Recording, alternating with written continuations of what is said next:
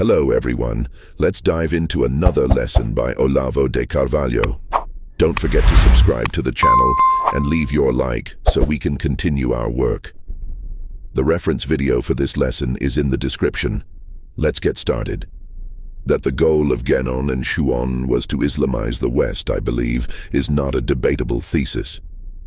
Of course, there are admirers and devotees of Guénon and Chouan who are shocked when this is said.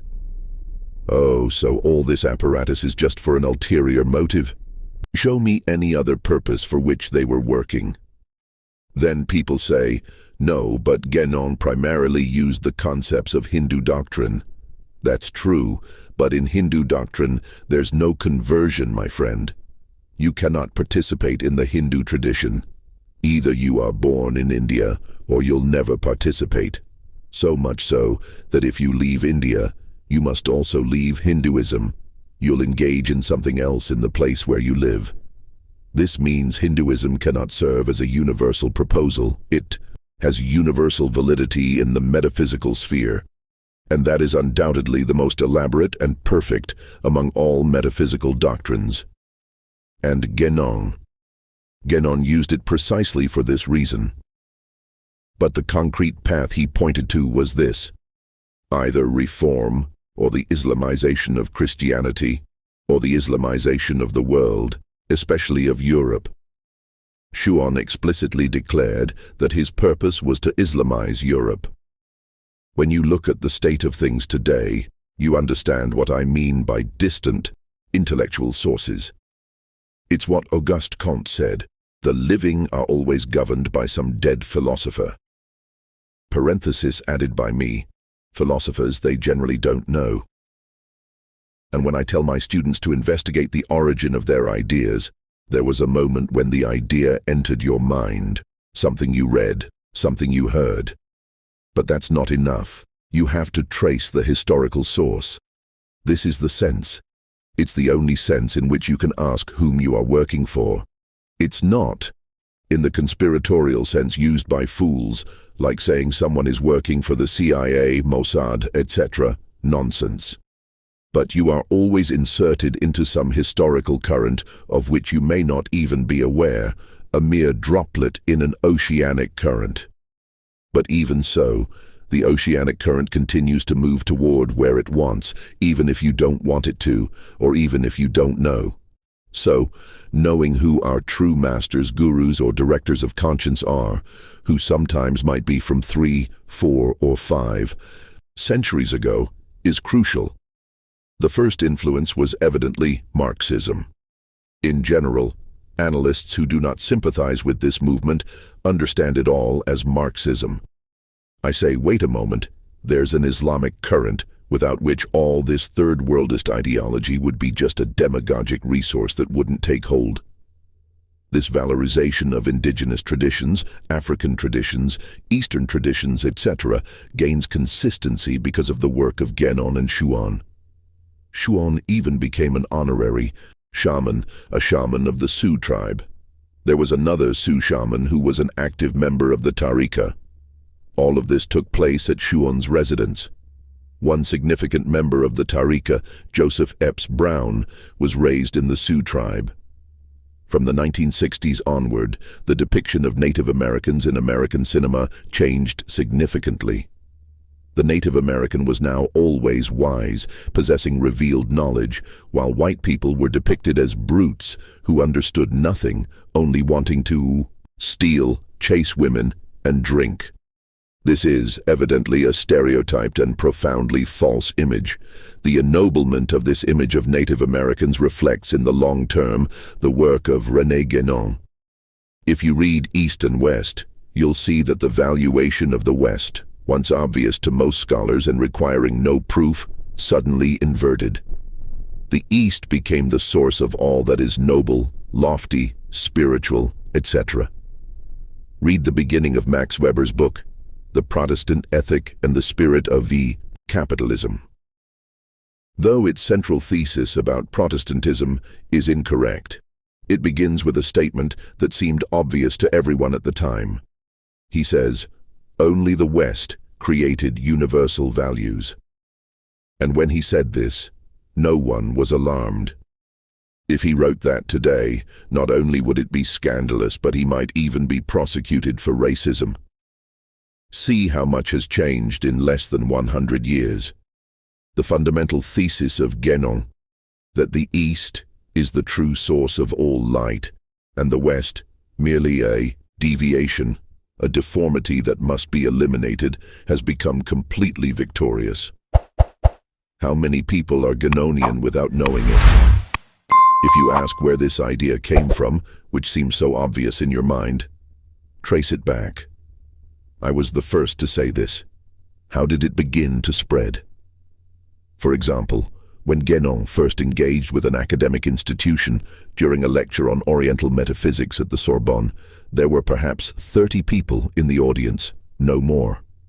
Today, all departments of religious studies at practically every European university are 100% occupied by direct or indirect disciples of René Guénon. This demonstrates the staggering power of intellectual influence. It operates over the long term and cannot be personally controlled by its originator. They can only launch an inspiration, which then spreads.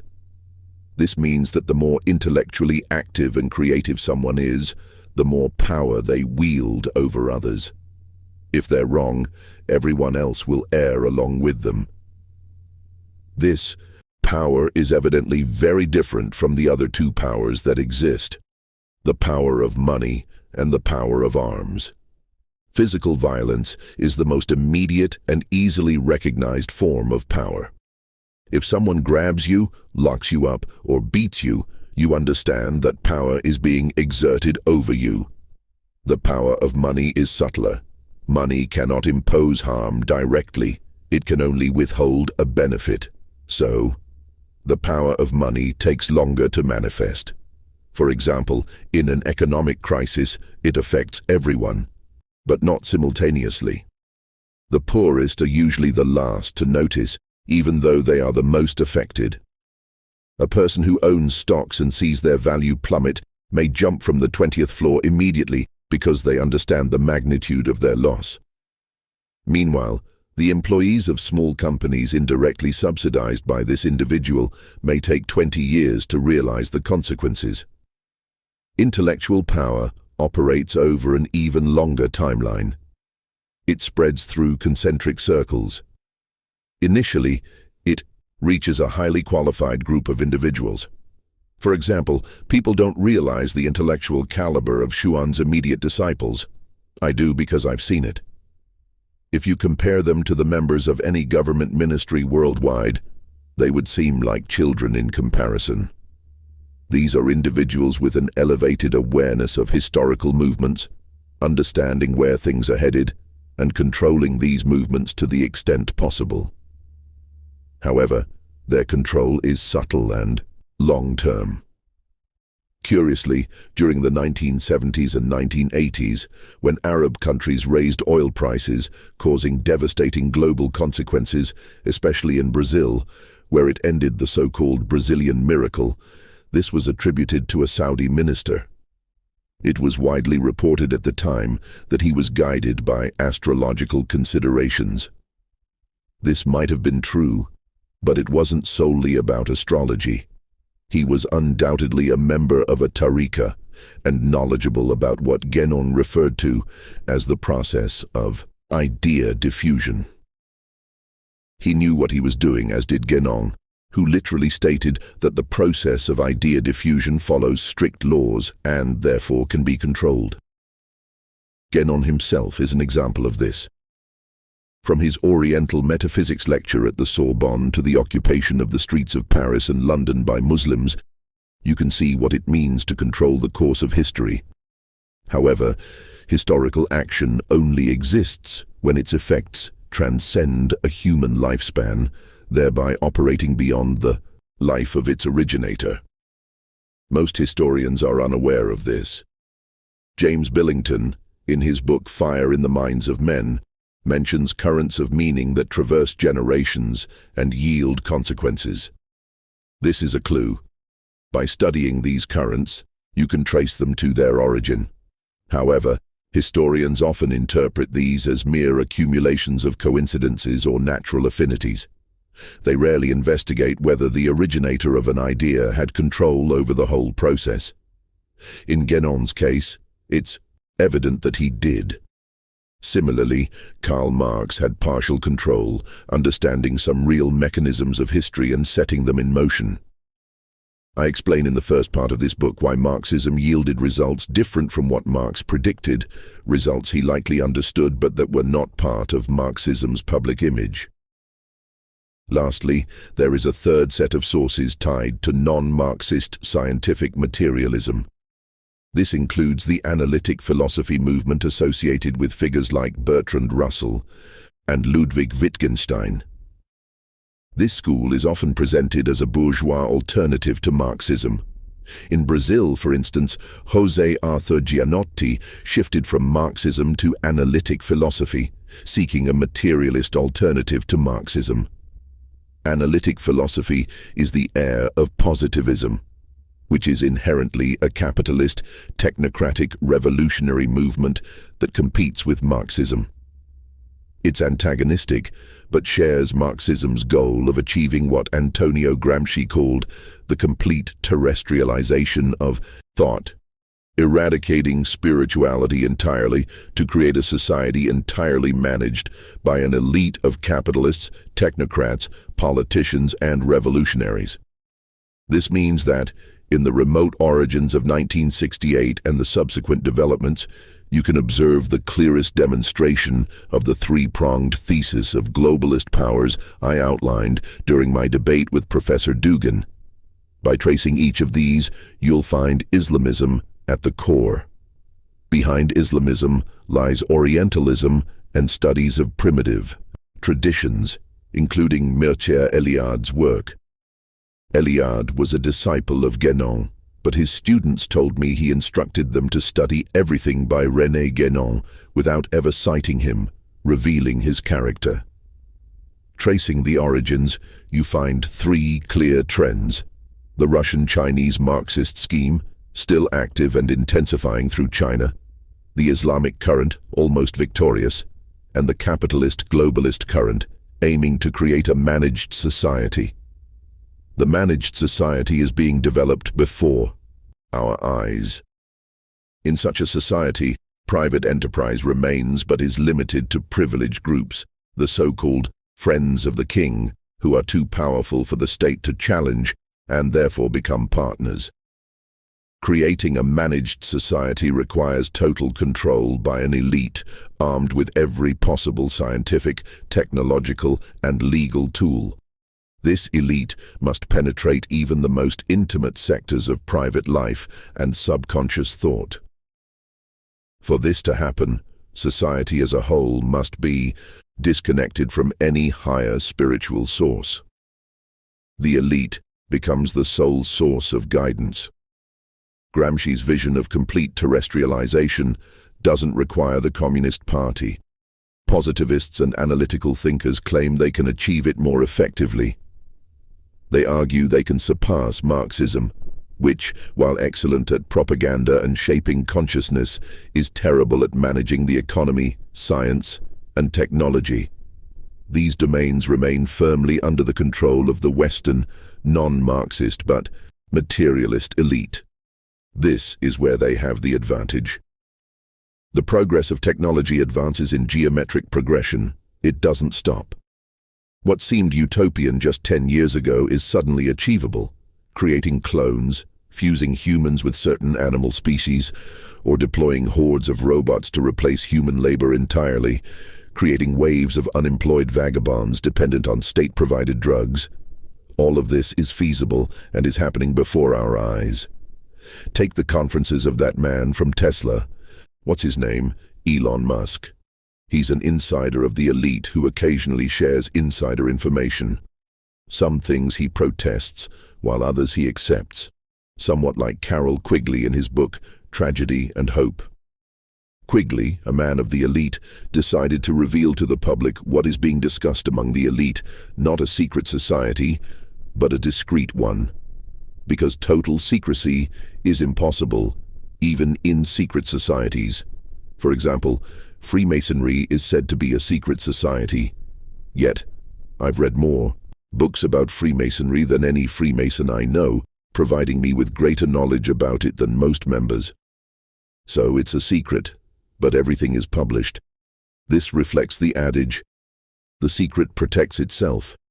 It protects itself because it's highly complex, and people are too lazy to study or verify it. Often they're too cowardly to admit certain things are happening. In a way, it's not the secret that protects itself, but the stupidity of others that protects the secret. Thus, total secrecy doesn't work, but discretion works perfectly.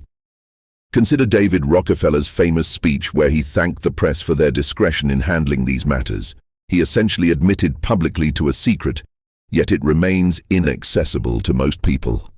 We clearly see these three forces in contention. A critical matter for the coming years is this: China continues under communist rule, just as Marxist as ever, but it has mastered the use of Western economic management, science, and technology, assimilating them remarkably quickly with the help of American funding. In the 1990s, during the Clinton administration, there was much debate about investing in China despite human rights issues. But the real problem wasn't human rights. It was that China aimed to take over everything the West had. That's the issue. Human rights violations are merely a symptom. Ultimately, whenever faced with the dilemma of pursuing profit versus morality, the choice is almost always profit. Billionaires are no different. They chose to invest and created the monster that is China. Today, China attempts to dominate the Western globalist framework. We don't know the outcome, but this factor will predominate in shaping our lives for decades. Whether China fails or succeeds in this endeavor will yield vastly different results. Yet, the issue of the three globalist schemes remains on the agenda and is decisive. Malachi Martin, in his book The Keys of This Blood, includes the Catholic Church as one of these global forces. It isn't. It has no initiative of its own. Everything happening within the church is determined either by the globalist elite or the communist movement. Opposed to this are only traditionalist groups, powerless and often paranoid due to their isolation. Seeing communism everywhere is absurd when you're observing three heterogeneous forces acting against Christianity. These three forces, profoundly anti-Christian and especially anti-Catholic, act in different ways because of their heterogeneity. Reflecting on it, the situation in the West isn't as dire for Christians as it is in the Islamic or communist worlds. It's somewhat better. Here, Christians aren't slaughtered, but they face increasing restrictions and boycotts, and undoubtedly cultural genocide. We can classify this as cultural genocide, which precedes strict genocide. The Global Anti-Christian Alliance agrees on one point: Christianity must be removed. Whether to establish the Communist Party's universal dictatorship, the managed society, or the universal caliphate will be decided later. Once Christianity is out of the way, the three forces will need to determine who will dominate. That will become a conflict of cosmic proportions. As for what will happen to us in the midst of this, I have no idea. But I do know that if we fail to understand what's happening, we will be like the scene in the Quran, where the ants notice Alexander the Great's armies approaching, shaking the ground with millions of horses, chariots, and war apparatuses. Seeing the world tremble, the ants decide to hide underground. Perhaps the ants should have gone underground earlier if they could have foreseen what was happening. Or maybe they could have gone somewhere else. There are always alternatives, but when there aren't, hiding underground becomes the only option. Even when you lack the means to act, you always have the means to think, unless you refuse to use them. That's it. Let's take a break, and we'll return to the questions shortly. Let's proceed. Flavio Silva asks about the three globalist schemes. Russia plays an important role, but it faces medium and long-term challenges like population decline, and a gender imbalance, with only 86 men for every 100 women. Well, good for them, right? The ability to sustain a population is one of the most basic forms of power. This is indeed a problem, but all these globalist schemes face terrible difficulties. Internal documents, such as those in Carol Quigley's book, show that they initially aimed for global governance by 1980, yet 38 years later, it still hasn't materialized. It's not that nothing has happened, they've made progress. But I don't believe a truly global government is viable. The issue isn't the global government, but the transformation societies undergo in pursuit of it. This is the same problem with socialism. Socialism doesn't materialize, but transforms capitalism into a nightmare. This is why discussing ideological matters, particularly in light of proclaimed ideals and goals, is like digging holes in water. What matters is not the declared goal, but the path being taken. As Gurdjieff said, the ends don't matter, only the means do. Of course, if you declare something as an end, it's because it doesn't exist yet. The path you are taking does exist, and it will have consequences. That's where things need to be analyzed. After all, isn't ideology merely an ideal justification? The justification for everything can be quite beautiful. The justification for liberal capitalist society is splendid, and socialism's justification is even more appealing. As for Islam, the less said, the better. It's all in Sayyid Hossein Nasr's book, Ideals and Realities of Islam. However, it only addresses the ideals. The realities it critiques pertain solely to the wretched Western world. Everything is portrayed as trash when compared to the ideals of Islam. Francine, who lives in the United States, commented, "I'm not a university professor, but I know some people in academia, individuals who have dedicated their lives to advanced studies and the Christian faith. When I try to talk to them about these issues, it's clear they have no idea what I'm talking about. Naturally, they look at me with disdain and condemnation, as if I or the topic at hand didn't deserve any attention. That's how it is. The best way to ensure you learn nothing is to believe you already know everything. The wealth of American academic training, cultural life, and political and cultural debate is so vast that people feel they are at the center of the world and seeing everything. But this is the main problem. It's a general rule. The person at the center of events is never the one with the clearest perspective. Those outside have a broader view. If you examine all the major disasters in history, there was always some nobody who correctly predicted and diagnosed the situation, only to be ignored. It's always like that. This isn't a new phenomenon. My advice to my students is not to be swayed by this dynamic. Why seek the approval of the ignorant when they've already shown themselves to be ignorant? Every idea, whether a theory, a political proposal, or a religious trend, starts within small, highly informed circles capable of grasping the subject matter. This is why I say it would take 30 to 40 years for any intellectual movement to achieve a tangible effect in Brazil, provided it's even possible. I don't know if it is. I don't ask whether things will succeed, I ask what is right to do. Whether it succeeds or not, especially with long-term matters beyond my control, is for God to decide, not me. There's an old saying, man proposes and God disposes. You do your part, and if God wills, things work out, or they don't. Globalists function similarly. They have their projects and ideas, which circulate and sometimes achieve the desired outcomes, but other times don't. Nobody controls this completely. The greatest historical control I've witnessed in my life has been exercised by Islam since René Guénon. They've demonstrated a tangible understanding of the laws of idea diffusion that Guénon mentioned and possess a certain level of effective control. They use technology that ranges from metaphysics, alchemy, and astrology to social sciences, economics, and beyond. All of these elements must be considered simultaneously. If someone believes they already know it all, there's little that can be done. One thing you can do, however, is confront them, sometimes harshly. In certain cases, humiliation might be the only way to wake someone up. However, this should only be done if you are absolutely certain it's for their benefit and not driven by vanity or selfishness. Lilian Musignati, Lucas Silva asked, does the third secret of Fatima relate to the occupation of the church by these 3 blocks? Of course it does. Not only that, but it's also foretold in the prophecy of La Salette.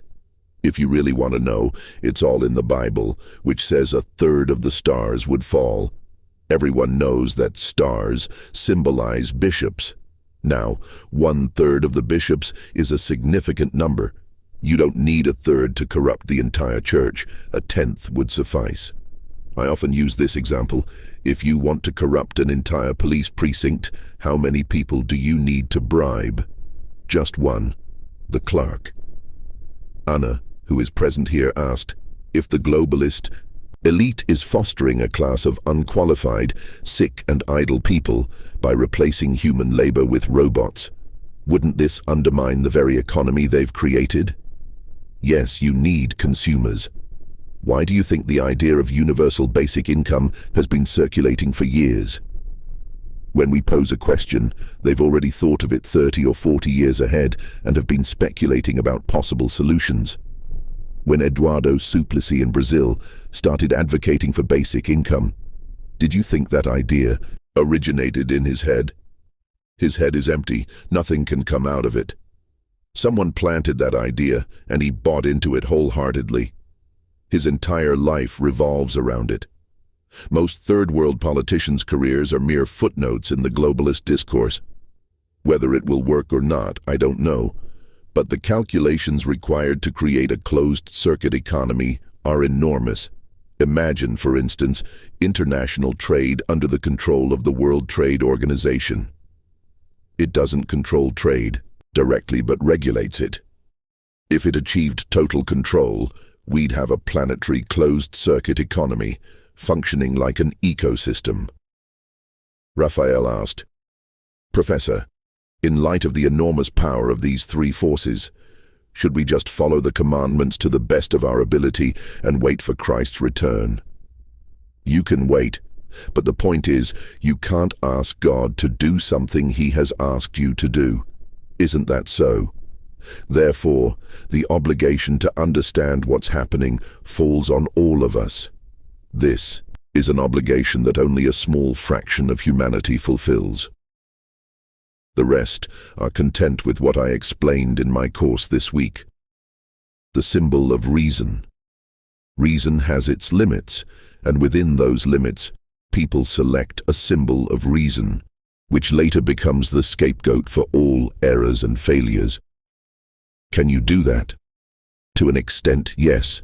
Even Jesus Christ offered himself as the scapegoat, saying, I'll pay because you won't be able to pay. Marcos Campos asked, Professor, do you believe there's any candidate for the presidency of Brazil who has the capacity to oppose these 3 schemes of domination? They don't even see it. They only know a little because they've heard me talk about it. Suppose Brazil had a leader who understood this situation and could leverage the country's position, not to defeat the globalist schemes, but at least to extract some advantage from the situation. That would be the best-case scenario, almost utopian for me. But most are interested in much smaller matters. Trump knows. Oh, Trump knows.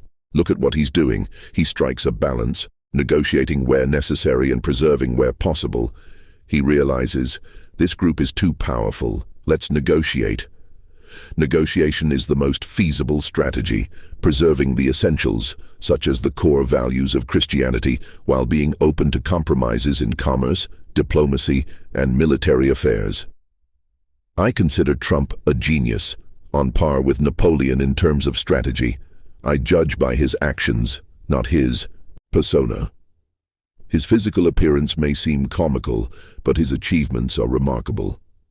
I think, My God, this man is far more intelligent than any president this country has ever had. Compared to him, they're all children. Compare his presidency to Wilson's.